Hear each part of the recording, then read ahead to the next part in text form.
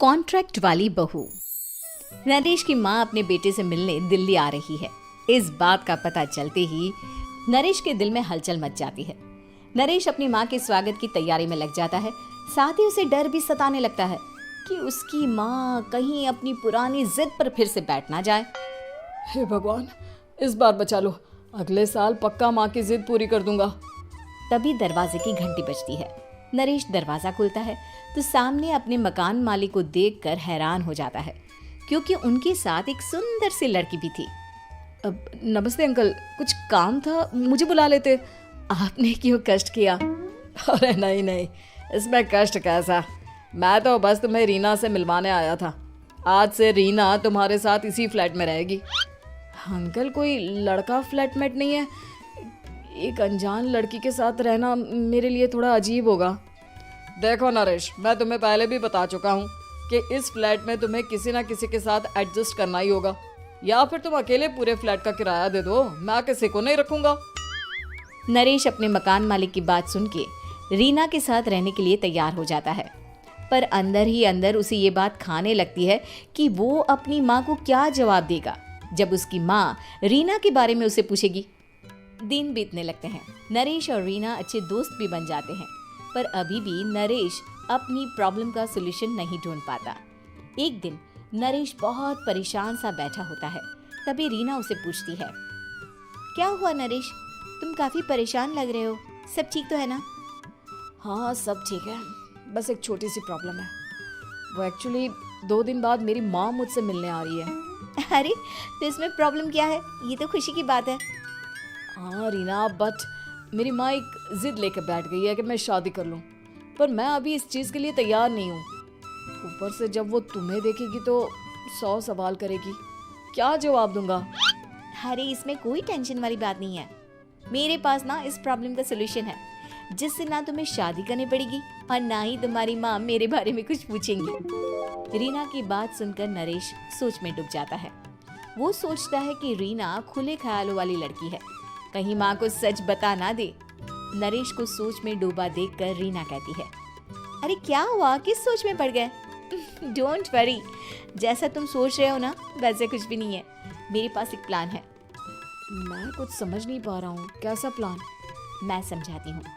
हम ना एक कॉन्ट्रैक्ट मैरिज कर लेते हैं।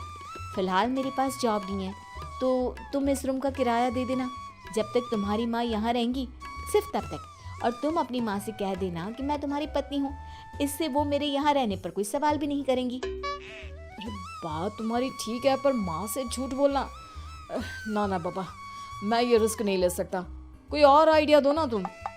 देखो मंजूर हो तो बोलो, वरना सच बता दो, मुझे कोई प्रॉब्लम नहीं है। रीना की बात सुनकर नरेश सोच में डूब जाता है। बहुत सोचने के बाद जब उसे कोई रास्ता नहीं मिलता तो वो रीना के बताए हुए रास्ते पर चलने के लिए तैयार हो जाता है। वो रीना से बात करता है और अपनी माँ की पसंद और नापसंद के बारे में बताता है। रीना भी नरेश की सभी बातों को ध्यान से सुनती है, ताकि कहीं उससे कोई गलती ना हो जाए। आखिर वो दिन भी आ जाता है जब नरेश की माँ उससे मिलने दिल्ली आ जाती है। नरेश अपनी माँ को फ्लैट पर लेकर जाता है। जैसे ही नरेश की माँ फ्लैट के अंदर जाती है, रीना उसके पैर छू लेती है। ये देखकर नरेश की माँ थोड़ी घबरा जाती है और नरेश से पूछती है, अरे बेटा नरेश, ये कौन है? माँ, ये आपकी बहू रीना है।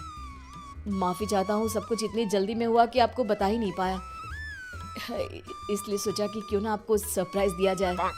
अरे बेटा, मैं तो बस तेरा घर बसा हुआ देखना चाहती थी।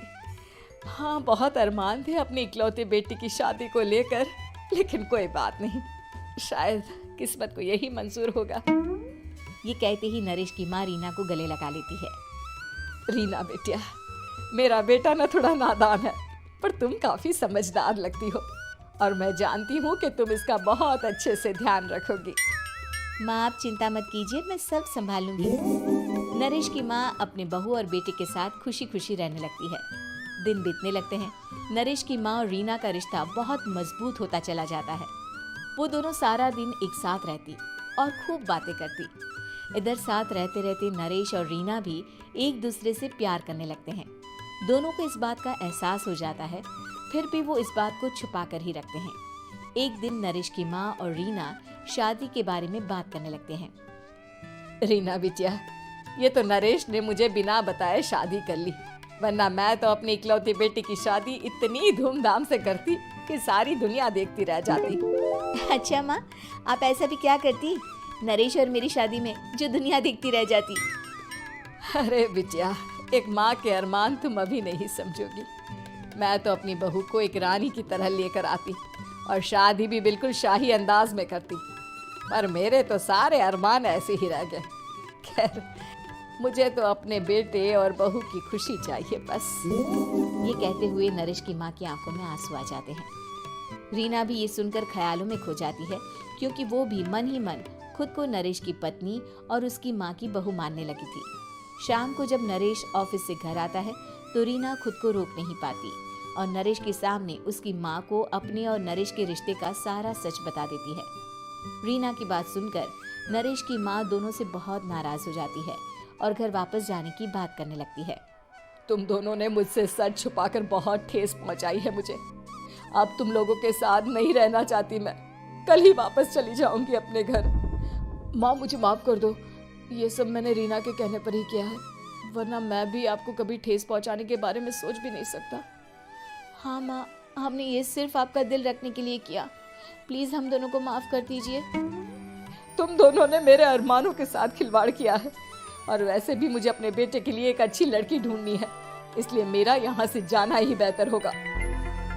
माँ की ये बात सुनकर रीना खुद को रोक नहीं पाती। माँ, क्या मैं आपके घर की बहू बनने लायक नहीं हूँ? रीना की बात सुनकर नरेश हैरान रह जाता है। नरेश की माँ भी कुछ समझ नहीं पाती। मैं कुछ समझी नहीं, आखिर तुम कहना क्या चाहती हो? माँ, मैं वो नरेश से बहुत प्यार करती हूँ और साथ ही साथ मैं आपको भी अपनी माँ मान बैठी हूँ। आज जब आपकी बातें सुनी तो खुद को रोक नहीं पाई, इसलिए सारा सच आपको बता दिया। रीना की बात सुनकर नरेश की माँ की आंखों में आंसू आ जाते हैं और वो अपने बेटे नरेश और रीना को गले लगा लेती है। मेरे घर की बहू तो सिर्फ रीना बिटिया ही बनेगी। मैं आज ही तुम दोनों की शादी की तारीख निकलवा दूंगी, बस एक बार तुम्हारे घर वाले मान जाए। उसी दिन रीना के माता पिता भी उनके फ्लैट पर आ जाते हैं। दोनों परिवार आपस में बैठकर बातें करते हैं और शादी के लिए राजी हो जाते हैं। रीना भी कॉन्ट्रैक्ट फाड़ देती है और कहती है, सही मायने में मैं अब बहू बनूंगी, अब तक तो सिर्फ कॉन्ट्रैक्ट वाली बहू थी।